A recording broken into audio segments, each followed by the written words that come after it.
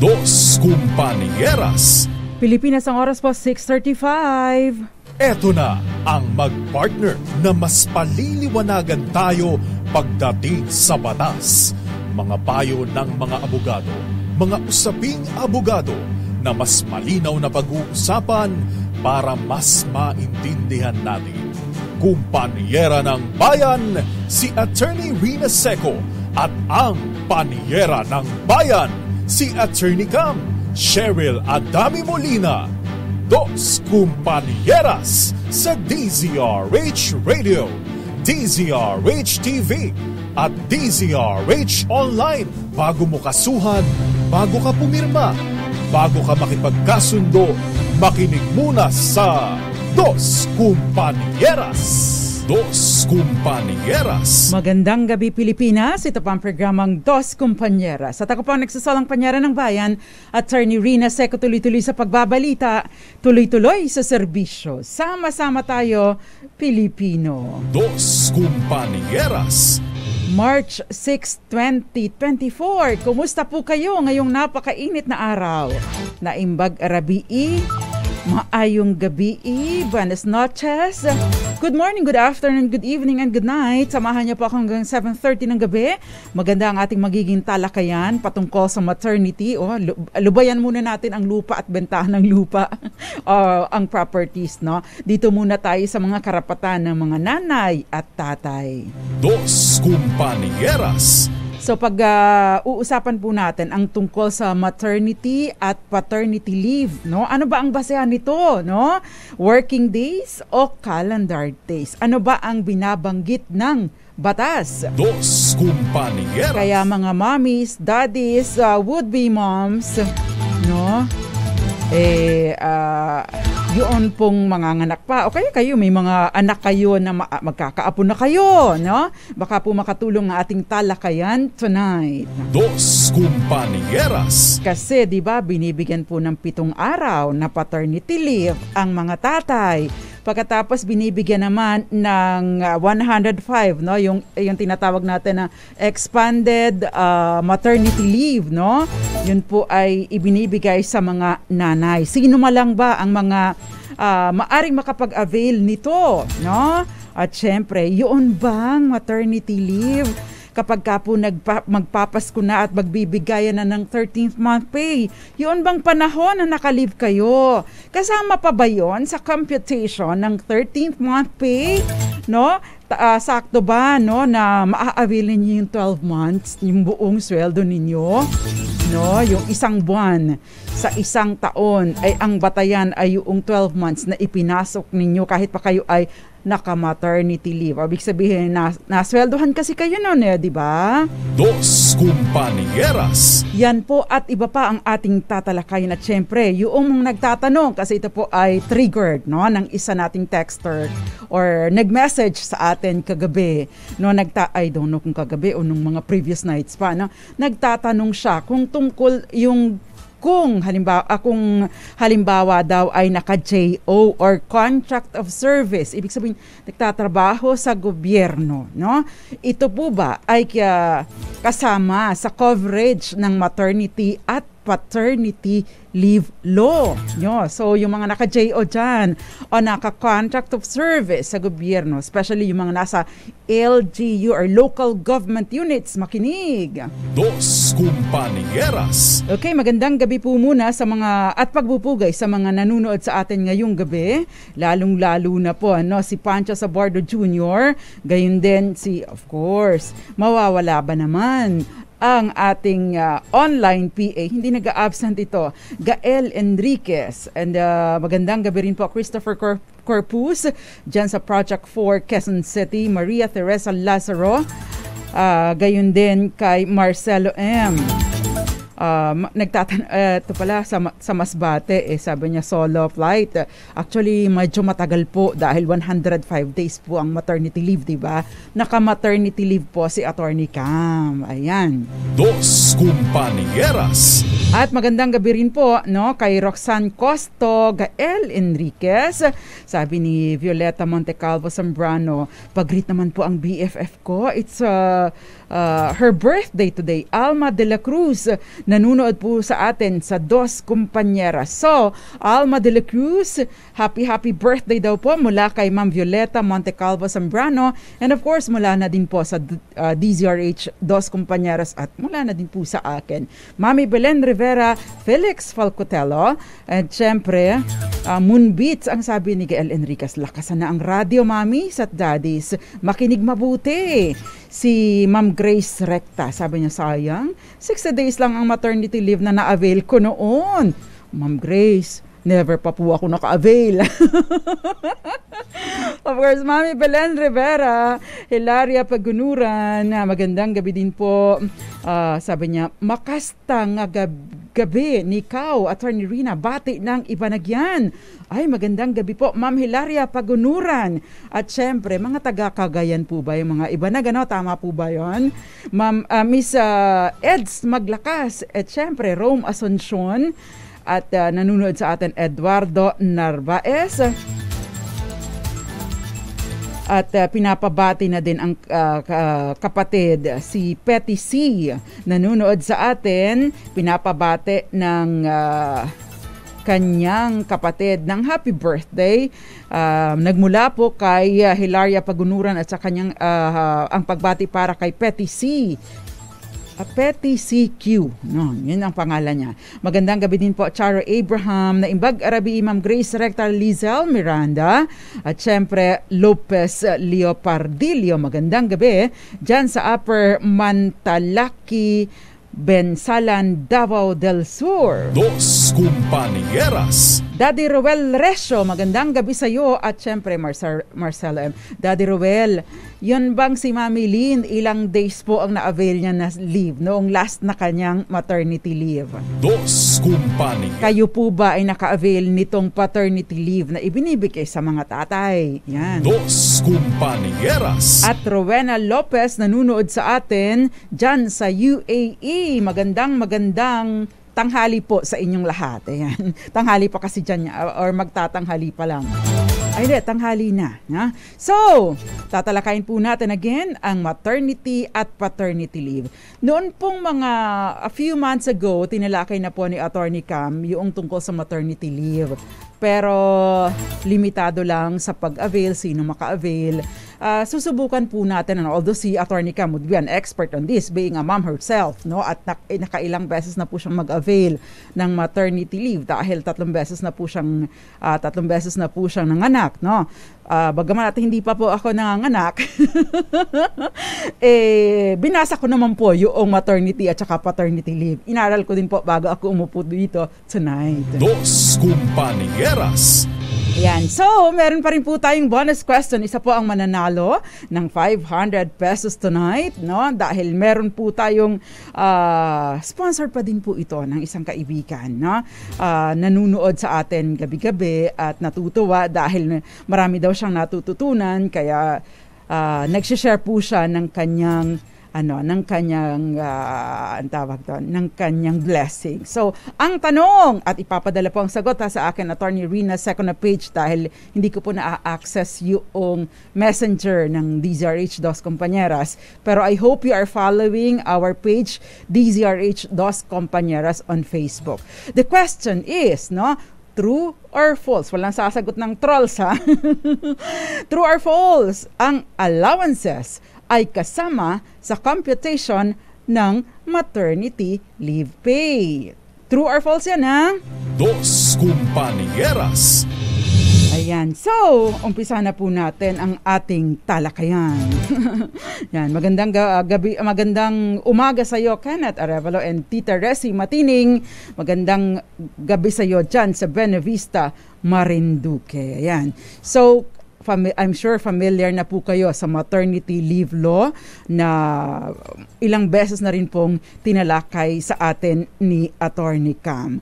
So ano nga ba yung mga binabanggit doon sa maternity? Kasi dalawang klase, maternity leave. Isama na po natin yung expanded version, no? Dahil po syempre yun na yung prevailing today, no? Yung 105 days na expanded maternity leave. Ibig sabihin na i-enjoy ng mga kababaihan. Dos Compañeras. Ang tanong, kailangan bang married o may asawa para maka-avail ng maternity leave na 105 days? Dos Compañeras. Yon, ito po ang pagkakaiba ng maternity leave at saka paternity leave. Bakit, no? Para po maka-avail ng paternity leave 7 araw, no? Dapat po ay kasal, no? Kasal si Father Bear kay Mrs., no?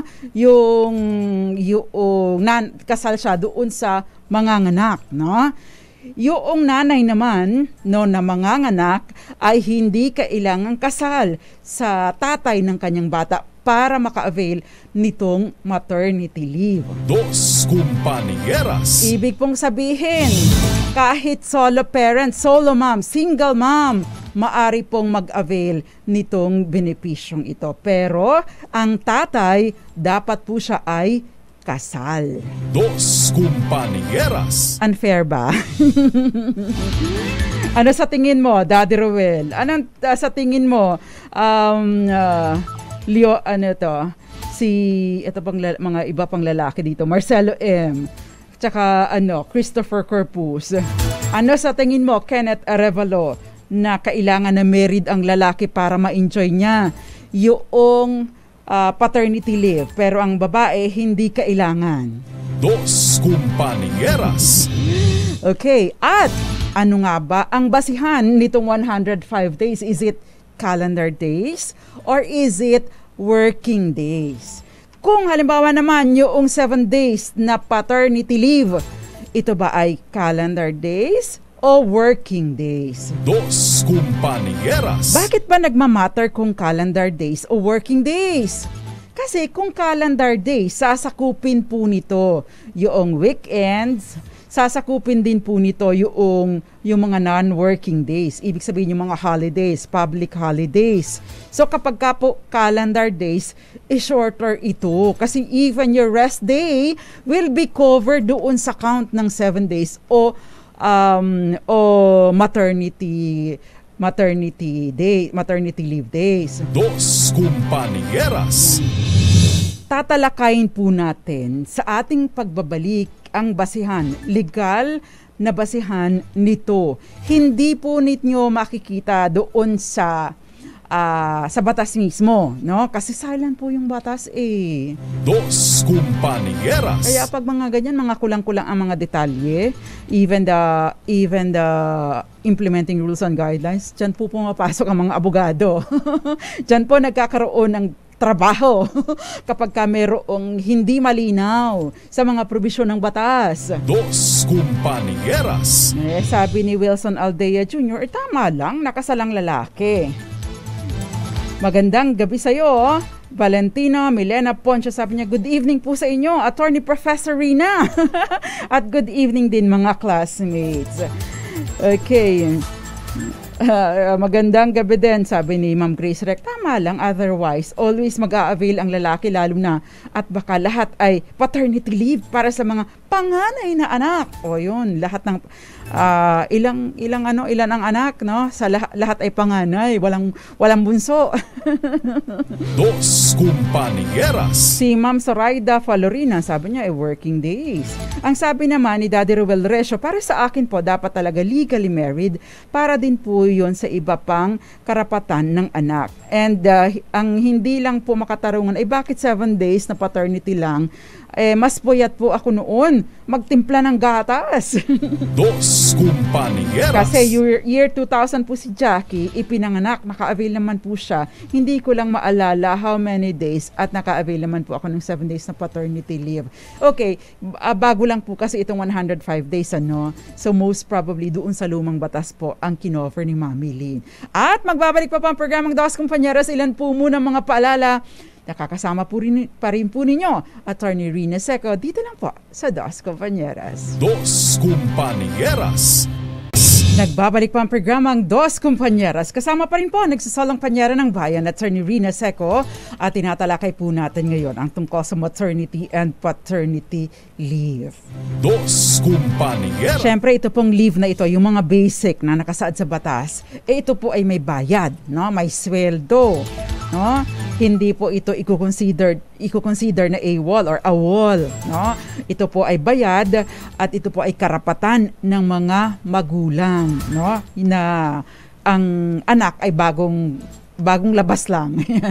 Dos Kumpanyeras. Okay, unahin po muna natin yung maternity leave kasi maliban po sa 105 days na maternity leave, meron pa pong ibang mga benepisyo sa ilalim ng batas or may mga requirements po ito. Yun pong maternity at paternity leave ay limitado lamang sa 4 na anak, no?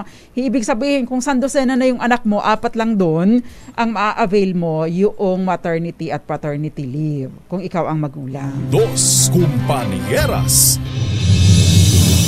Ang average daily salary credit po ay 100% ang ibig sabihin. Yun po ang basihan ng sweldo ninyo na matatanggap para sa time na kayo ay naka-maternity or paternity leave. Dos Kumpanyeras. Nangangahulugan po na iyong transportation allowance, kung meron kang gas allowance, meron kang meal allowance, ano pa ba? Meron kang, kung ano mang mga allowances na natatanggap mo, yung mga remunerations, talent fee, kung ano pa man, no? Kung ano pa mang mga binibigay sa iyo ng employer, hindi po ito kasama sa computation ng tatanggapin ng isang empleyadong naka-maternity or paternity leave. Ibig sabihin, yung daily wage lamang po, na kung anong magkano ang sweldo mo ng araw, na kada araw, yun lamang po ang iyong matatanggap. Dos Kumpanyeras. Basic, no? Hindi kasama yung mga iba pang remunerations and allowances. Yun pong maternity leave ay maari po, no? Maari po siyang ma-extend for another 30 days, no? Kaya lang yung extension na 30 days ay hindi na po ito bayad. Dos Kumpanyeras. Yun pong solo parents, no? Magandang gabi sa iyo, Vince Haen. Yun pong solo parents, no? Yung especially yung mga solo moms, no? You are entitled to additional 15 days of paid maternity leave, which means you enjoy longer paid maternity leave of 125 days, no? Ang swerte. Dos Kumpanyeras. Ito po ay dahil sa Solo Parents Welfare Act of 2000 o RA 8972. So if you are a solo parent, na byuda ka na o kaya naman ay a single mom, no? Hindi ka nakakatanggap, especially if you are not receiving any sustento at all, no? Ibig pong sabihin, mas mahaba ang mai-enjoy mo, no? Mas mahaba ang mai-enjoy mo kahit naiinip ka na, Kenneth Arevalo. Huwag kang mag-alala, hindi ka maiinip dahil hindi naman 105 or 125 ang mai-enjoy mo, no? So, ibig sabihin, 125, no? Para bigyan ka ng mahabang panahon na makarecover at saka bigyan ka rin ng mahabang panahon na spend yung oras mo sa iyong baby. Dos Kumpanyeras. Kung halimbawa naman ay nagkaroon ka ng emergency termination of pregnancy or miscarriage, entitled ka sa paid maternity leave of 60 days. Yung tatay, entitled ka naman sa 7 days na paternity leave with pay. Pero, no, sa ilalim po ng extended maternity or expanded maternity leave law, pwede pong bigyan ng 7 araw, additional na 7 araw. Ibig sabihin, babawasin. Instead na 105 days akin, ibibigay ko sa iyo, no? Ita-transfer ko sa iyo yung another 7 days. So that leaves you 98 days, no? Ibig sabihin, 98 days na lamang kay Mrs. at magiging 14 days naman kay Mr. Dos Kumpanyeras. Paano naman, attorney? Natanggal na po sa trabaho. Maaari ko po ba itong ma-enjoy, no? Itong si madam, si nanay, no? Basta po, no, maari pa rin po ninyong ma-enjoy ito, ang mga benepisyong ito, basta't ang natanggal kayo sa trabaho or na-separate kayo from work, na nanganak kayo ay within 15 days from separation sa inyong trabaho. Dos Compañeras. So halimbawa pong mag-count po kayo, basta pagka halimbawa natanggal ka o na-separate ka from your job, basta sa loob ng 15 days ay manganganak na kayo para ninyong ma-avail itong with pay na ito. Ayan. Dos Compañeras. O diba? Maganda pa rin, binibigyan pa rin ng pagkakataon. Siyempre, importante na miyembro ka ng SSS at nagbuhulog ka. Yun ang magandang reminder sa atin ni Gael Enriquez. Tama nga naman, bago mo ma-enjoy ang mga ito, dapat ay miyembro ka at naghuhulog ka ng SSS at dapat ay employed ka. Ayan. Although, may nakaka-avail din naman po ng mga benepisyo ng SSS, yung prenatal, mga packages, no, na ibinibigay naman po sa PhilHealth. No? Dos Compañeras. Okay, so ang tanong, no, paano naman po yung mga naka-job order? Ibig sabihin, nagtatrabaho sa gobyerno. Wait, dito muna tayo. Kailan ba pwede mag-start ang maternity leave? Ang maternity leave po ay you can take it as early as 45 days before your expected date of delivery. Ibig sabihin, pwedeng mas maaga, as early as 45 days. Pero yung latest time you can avail of it is 60 days after your delivery. Dos Compañeras. Anyway, yun pong para maka-avail po ng maternity leave benefits, no? Ay maari po, even if you are self-employed, basta you have paid at least 3 months of SSS contribution for at least 12 months before the emergency termination of your miscarriage. At saka yung ma-avail po ninyo yung employee benefits, pero hindi po yun yung with pay. Yun na lang pong mga prenatal at saka ano pa ba yung mga post-delivery services or mga benefits na available naman po sa SSS, sa PhilHealth Law. Dos Compañeras. Ito naman po yung, if you are not an SSS member, pwede po kayo makover ng social health insurance coverage and benefits for women. Women lang po ito about to give birth or PhilHealth Circular Number 022 Series of 2014.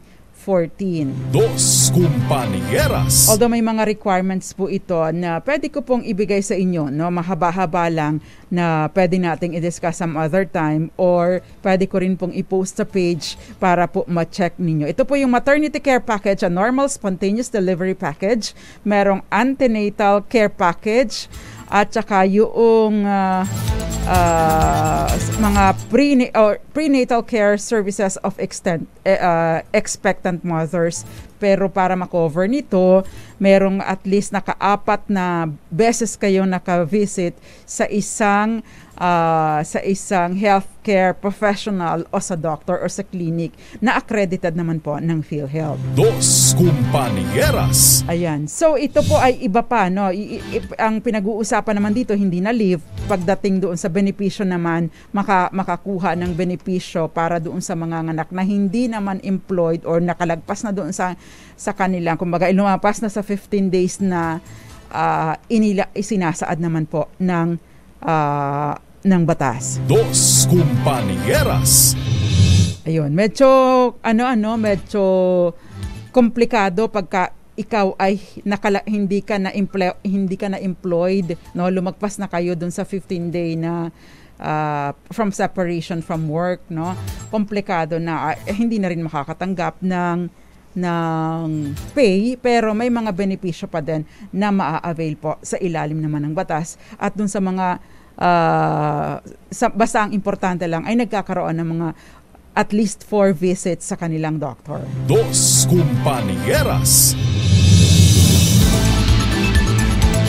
Okay, yung question, yun po bang period na paid na naka-maternity leave, Hindi po ba yun kasama sa computation ng 13th month pay? Ang sabi po kasi ng HR namin ay hindi na daw kasi hindi naman ako pumasok. Tama po ba yun? Dos Compañeras. Ayan. So, ang tanong, kung hindi ka pumasok pero bayad ka dahil yun ay ikaw ay entitled doon sa ilalim ng batas. Yun bang mga panahon na yun, say 105 days, kasama ba yun sa yung mga tinanggap mo doon sa basihan ng computation ng 13th month pay? Dos Compañeras.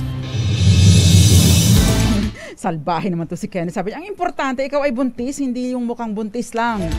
Pagka ganon, ay ang importante, normal, healthy, ang iyong katawan, regardless of your size and shape. Yun, ang importante doon. Dos Compañeras. Yun nga lang, kung mukha ka lang buntis, hindi ka makaka-avail nito mga benepisyong ito dahil kailangan, unang-una, buntis ka, manganganak o nagkaroon ng miscarriage at ito ay reported at the same time, miyembro ka ng SSS. At saka naman, syempre, dapat employed ka. Diba? Yun ang importante doon. Dos Compañeras. At pasok pa din doon sa 4. Dahil kapag ka pang 5, pang 6, pang 7, pang 8, pang 100 na yan, hindi mo na maa-avail itong mga benepisyong ito. I think this is also a way of discouraging yung sobrang daming anak kasi napakabilis po ng pagdami ng populasyon ng Pilipinas. Kung hindi nyo napapansin, kaliwat kanan, may nanganganak. Dos Compañeras. So, ang tanong, kasama ba ito sa computation? Meron pong tinatawag na salary differential. Meron pong specific na computation ito. Pero, yung pong maternity benefit na binibigay ng SSS, ay binibigay po yan ng SSS at hindi ng employer. Ang sinasabi po ng DOLE ay hindi po ito. Ayon po sa DOLE Advisory Number 01 Series of 2019 issued on July 9, 2019, hindi po ito kasali, pero yung salary differential ay maaari pong masama doon sa masama doon sa computation ng 13th month pay law. Syempre, as a 13th month pay. Syempre, ito ay higit na maliit kumpara doon sa kung halimbawa ay yung buo na tinanggap mo doon sa 105 days ang magiging batayan. Dos Compañeras. So, ang basihan lamang po ng 13th month pay ay yung benepisyo, ay yung sweldo or salary na natanggap mula doon sa employer, hindi yung natanggap doon sa SSS. Anong ibig sabihin nito? Yun po kasing sweldo kapag ka nanganganak ay hindi po ito nanggagaling sa employer, bagaman at ina-advance po ito ng employer. Ito po ay nire-reimburse or nire-refund ng SSS. So in essence, dahil ikaw bilang miyembro ka ng SSS, ito ay kasama sa iyong mga benepisyo mula sa SSS at binabayaran po ito ng SSS. Yung ibinayad po sa inyo ng SSS bilang sa kanila nanggaling at hindi sa employer, hindi po ito counted, hindi po ito kasama doon sa basis ng pagko-compute ng 13th month pay. Dos Compañeras. Kasi normally po, 'di ba, kapag sa isang taon kapag kinumpute ang 13th month pay, halimbawa say 20,000, doon na ilagay lang po natin doon kunyari lang. 20,000 ang sweldo kada buwan. Ngayon, so times 12. 20 times 12 is 240,000. Tama ba ako? Yes, 240,000 pesos. Divided by 12, assuming na sa buong isang taon ay nakumpleto ninyo yung 12 months. So therefore, sa loob ng isang taon, yun sa 12 months, so isang buwan, buo ang matatanggap ninyo na 13th month pay. Dos Compañeras. Ngayon, sa mga pagkakataon na ikaw ay naka-maternity leave, So, ibig sabihin, yung para sa 105 days mo, although may mga mababawas-bawas pa doon dahil nga po, syempre yung may mga binayad sa SSS, sa Pag-ibig, sa PhilHealth, yung mga contribution mo doon ay sinasagot ito ng iyong employer, no? But, no, yun pong mga sinweldo ninyo na ibinayad ng SSS ay hindi kasali doon sa computation. Dos Compañeras. Anong mangyayari nito? Sabihin na lang natin na yung 20,000 sa loob, lagay na lang natin at 12, kasi 105 days is equal to, di ba, 3.5 months. So, ibig pong sabihin, yung para sa 3.5 months na yun, ay hindi po yun makakasali sa instead na times 12 yung sweldo yung 20,000 times ilang araw lang ba yun? Times 3.5, so ibig sabihin minus 3.5 yung 12. So ibig sabihin 8.5, no? So yung 20,000 times 8.5 na months tapos divided by 12, yun lamang po ang matatanggap ninyo na 13th month pay. Dos Compañeras. Ibig pong sabihin, mas mababa po ang matatanggap ninyong 13th month pay. Kung sakali po na natanggap ninyo ng buo nung kayo ay nag-leave, malamang either nagkamali or dagdag benepisyo ito ng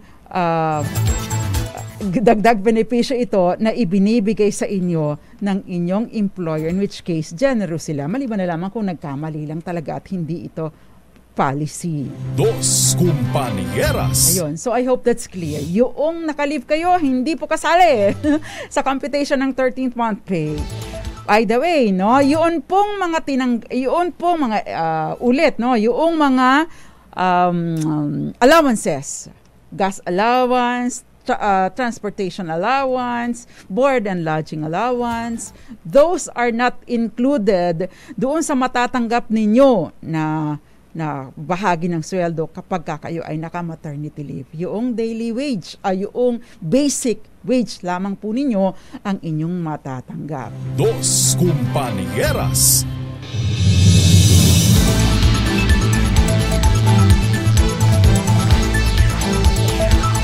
Okay, meron pong next question dito. Paano po yung balangan ng paternity leave, no? Sa ilalim po ng Paternity Leave Act of 1996, so nag-start po tayo mag-enjoy ng paternity leave noong 1996, ang nakasaad po ay 7 days with full pay. Allowing the father, ito yung phrase, allowing the father not to report to work for 7 days with full pay. Even po sa IRR, Implementing Rules and Regulation, nakalagay po doon, not to report for work for 7 days with full pay. Ibig pong sabihin nito, no, na ito ay ang basehan ay working days. So, ibig sabihin, hindi po kasama sa computation ng 7 araw yung weekends. So kung halimbawa po na Monday to Friday ang trabaho ng tatay, na ibig pong sabihin Monday, Tuesday, Wednesday, Thursday, Friday, pagkatapos Monday, Tuesday na ulit. So bale hanggang ang report na ng tatay ay sa Miyerkules ng susunod na linggo, kapag ka po ito ay working days. Dos Compañeras. Yun po ang nakasaad doon sa RA 8187 o Paternity Leave Act of 1996. At ito po ay nakalagay din doon sa Implementing Rules and Regulations. Ito po ay para sa mga private workers, no, nasa private sector. Sa Civil Service Commission naman po, para sa mga government employees, nakasaad din doon na 7 working days, no. Pero ito naman ang inconsistent. Sa 2022 Handbook on Workers' Statutory Benefits, ang nakasaad ay 7 calendar days. Diba sad, no? So 7 calendar days, ibig sabihin, Monday, Tuesday, Wednesday, Thursday, Friday, Saturday, Sunday, dapat pasok ka na ng Monday. Diba lugi? Kung asusundin po natin, yung Handbook on Workers' Statutory Benefits of 2022 na inisyo po ng Department of Labor and Employment. Inconsistent ano? Dos Compañeras. So ako, no, kaya nga po mas maganda na i-double check po ninyo ito sa inyong HR. Kung halimbawa, ipa-clarify po ninyo, ma'am, ito po bang 7 days na paternity leave ko ay working o calendar days? Kung may confusion po kayo, kasi 'di ba ang batas ay always, no? Always, no? Interpreted in favor of the worker. So, I think, no, kung ito ay question, baka mapagbigyan. Following naman doon sa batas na allowing the father not to report for work for 7 days. O, 'di ba? So, ibig sabihin, chances are ito ay mapupunta doon sa working days. Dos Compañeras. Pero to be safe, doon po kayo doon po kayo magtatanong sa inyong HR. Kung may confusion, pumunta po kayo doon sa DOLE at i-explain niyo ito. Anyway, paano naman sa maternity leave law? Is it calendar days o working days? Ang sabi po sa batas ay actually, it does not mention kung ito ay working days o calendar days. Pero, ang linya po kasi sa batas ay, it shall be availed in a continuous and uninterrupted manner. Ibig sabihin, tuloy-tuloy at walang patlang. So, ibig sabihin, counted po yung Sabado at Linggo o yung day off ng empleyado. So strictly speaking, counted yung mga public holidays, yung Saturday, Sunday o anumang araw na off dapat ang empleyado. Itong para sa mga mommies. Dos Compañeras. Ako, naniniwala ako, mas gusto ko, I think it should be interpreted para sa paternity na working days. Para sa maternity o sa mga nanay, dahil nakalagay na continuous and uninterrupted, it follows kasama ang Saturday and Sunday or weekends or public holidays. Dos Compañeras. Ayun. So, I hope you're following me, kasi halos sa mga discussions po, halos hindi po ito natatalakay. So I think it's but proper na aware tayo doon sa sitwasyong ito, yung kung ito ba ay working or calendar days. Nagmamatter po kasi yung 2 araw, 'di ba? Additional 2 days na pahinga from work, pagkatapos para tayo naman ay makaspend ng more time with our family or with our newborn child. Dos Compañeras. Okay. Now, ang tanong, before we pause for commercial, ito sasagutin ko pala muna si Mac. Kasama po ba sa bilang ng paternity leave ang holiday? Dapat, it should not be, no? Kung ang pagbabasihan po yung 8187, kasi ang sabi niya, report, no? Not report for work for 7 days. Hindi ka naman pumapasok ng 7 days, diba? Dahil meron kang day off, meron kang weekend. So, ibig sabihin, hindi dapat masama yung holidays. Now, para naman po sa next question natin, ano na nga ba yung next question natin? Medyo nawala ako.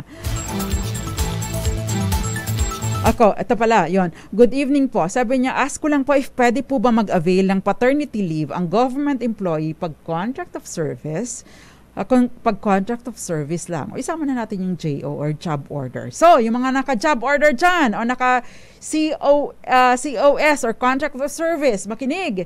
Dahil yan po ang ating sasagutin sa ating pagbabalik. Again, meron po tayong bonus question. Isang mananalo na 500 pesos. True or false? Ang mga allowances ay kasama sa computation ng maternity leave pay. True or false lang po ipadala po sa akin ang inyong sagot. Diyan po ako pipili ng isang mananalo tonight. Dos Compañeras. Raymond Botalon. Happy birthday sa tatay niya na si Renato Botalon. Magandang gabi rin sa iyo, Zen Hamilia Abetria ng IBP Marinduque. At syempre ang classmate ko sa UST AB Philosophy, no? Si Marge Puruganan Santiago. Magandang gabi sa iyo. And of course, Judge Cheryl Alomia Macapagal. Magandang gabi din sa iyo, Sansa Pertes at ang mga taga Manila City Legal Department. Magandang gabi sa iyo, Attorney Roland Las Piñas aka Attorney Chicoy Las Piñas. Dos Compañeras. Magandang gabi din sa iyo, Divina Daina Cadiena, at syempre Judge Dennis Mendoza dyan sa Tuguegarao. Maria Tesang Lazaro Dinia Asuncion Herman dyan sa Santa Maria, Bulacan, at Daniel Katubay, Tita Ami Miraflor Garcia, Lane Lewis at Josephine Garimbao dyan sa Michigan. Magbabalik pa pang programang Dos Compañeras. Ilan po muna mga paalala, dyan lamang po kayo. Dos Compañeras. Programang Dos Compañeras. Kasama pa rin po nagsasalang panyara ng bayan, Attorney Rina Seco, at tinatalakay po natin ngayon ang tungkol sa maternity at paternity leave law. Ayan, mga benepisyo ng batas. Kanina, merong question po yung tungkol doon sa kung yung naka-JO or job order. Ito, ibig sabihin kayo ay nasa government service, sa gobyerno kayo nagtatrabaho, either sa LGU, sa university, or sa state college, o kaya ay anumang ahensya ng gobyerno kayo nagtatrabaho, pero naka-job order lamang kayo. Ibig sabihin, hindi kayo permanent, wala kayong item, ano ba yung appropriate term, iba pang naka-term doon. Okay? So, naka-contract of service lamang kayo. Sabi po sa expanded maternity leave law, yung pregnant female workers in government service may take maternity leave regardless of employment status and length of service. Ibig ba dong sabihin ay entitled sa maternity leave yung naka-job order na nasa LGU or State College or State University? Sa Civil Service Memorandum Circular Number 5 Series of 2021, yung amendment to Omnibus Rules on Leave, particularly Section 11, yung maternity leave shall be granted. Ito po, para hindi ako magkamali. Sabi po doon sa Civil Service Circular na ito, every female employee in a government service, regardless of civil status, employment status, length of service, and legitimacy of the child. So, ibig sabihin kahit illegitimate ang anak. In addition to her vacation and sick leave credits earned, yung maternity leave shall be 105 with full pay for childbirth regardless of whether the mode of delivery is normal or cesarean. Sabi po doon. Dos Compañeras. Pero, ang nakasasabi, available to all government employees. Pero sino nga ba yung tinatawag na government employees? Doon po nagkakatalo sa definition. Kasi sabi, ang government employee is anybody, any person in government service who in accordance with existing laws, rules, and regulations hold public office by virtue of an appointment by the proper appointing officer or authority or by way of the national government agencies, local government units or GOCCs and original charters, state colleges and universities or local universities and colleges. Yung employment status refers to the status of the appointment.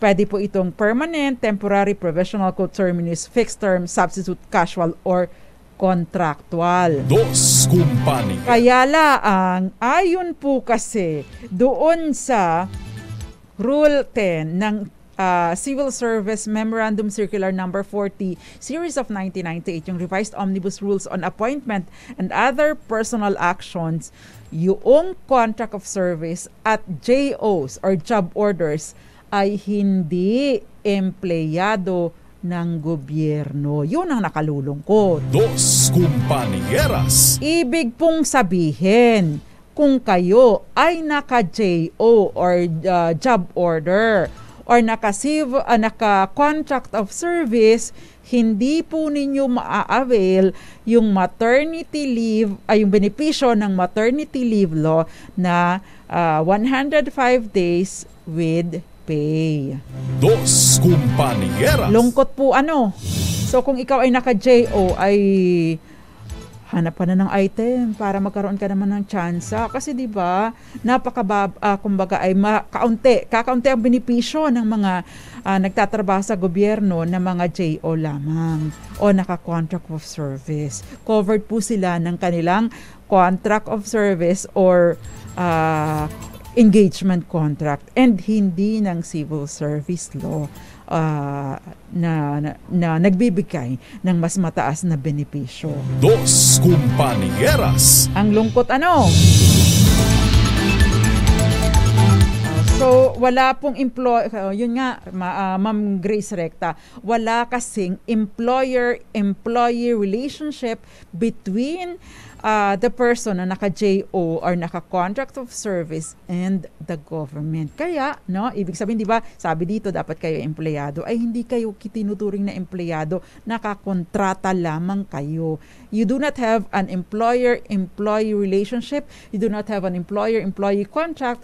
You have a contract sa ilalim naman ng civil service, sa ilalim naman ng civil code. Dos Compañeras. Kakalungkot paano naman pagka mga tatay? Wala na palang oras. Ang bilis naman. Kapag ka po mga tatay, pareho din. JO, hindi pa rin kayo employee ng gobyerno.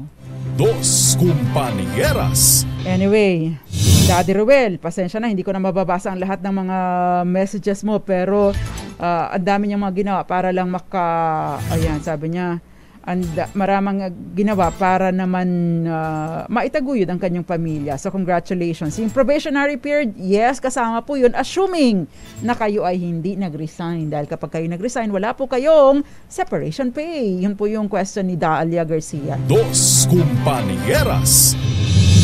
Okay, sa tanong na true or false, ang mga allowances ay kasama sa computation ng maternity leave. The answer is false.